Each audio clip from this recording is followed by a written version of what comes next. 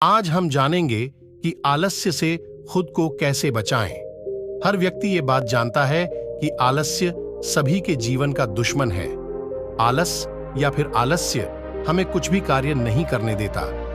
आपने देखा होगा कि आलस्यों का काम होता है बस खाना, सोना या फिर घर से कहीं दूर निकल जाना ताकि उन्हें कोई काम ना करना पड़े। आलसी व्यक्ति घर के बड़े सदस्यों की बातों का अपमान करते हैं, उनकी बातें नहीं मानते।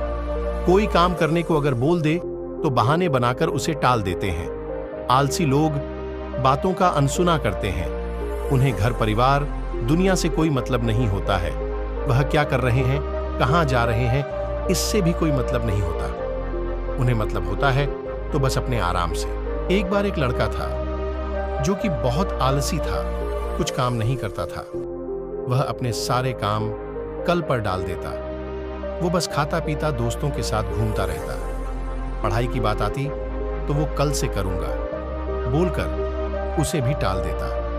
अपने बच्चे के आलसीपन के कारण उसके माता पिता काफी परेशान रहते थे। जैसे तैसे उसने अपनी पढ़ाई पूरी की, फिर नौकरी की तलाश करने लगा। नौकरी कहीं मिल नहीं रही थी क्योंकि उसकी पढ़ाई इतनी अच्छी नहीं थी कि उसे कोई नौकरी दे पाए। जहां कहीं उसकी नौकरी लगती भी तो काम बहुत है बोलकर वो नौकरी छोड़ देता। अपने आलस्य के कारण वो मेहनत करने से डरता था। वो ऐसी नौकरी की तलाश करने लगा जहां सारा दिन बैठे बैठे निकल जाए और समय पर तनख्वाह मिल जाए। लेकिन ऐसी नौकरी उसे कहीं मिल नहीं रही थी, जिसके लिए वह दिन रात भगवान को कोसने में लगा रहता कि हमेशा मेरे साथ ही ऐसा क्यों होता है।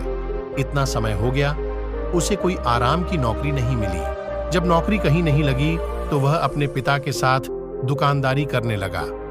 उसके पिता ने दुकानदारी का सारा जिम्मा अपने लड़के पर डाल दिया। लेकिन वो तो आलसी था। जब भी कोई ग्राहक आता तो वो उसे कल आने के लिए बोल देता और दिन भर दुकान में सोता रहता। धीरे धीरे लोगों ने उसकी दुकान में आना बंद कर दिया। सही तरीके से काम ना करने के कारण उसकी दुकानदारी खत्म हो गई। दुकानदारी खत्म हुई तो उसके माता पिता भी उसे कोसने लगे।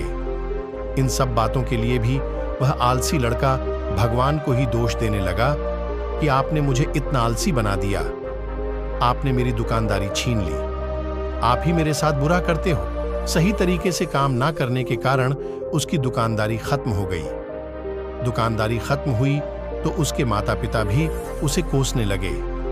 इन सब बातों के लिए भी वह आलसी लड़का भगवान को ही दोष देने लगा कि आपने मुझे इतना आलसी बना दिया, आपने मेरी दुकानदारी छीन ली, आप ही मेरे साथ बुरा करते हो।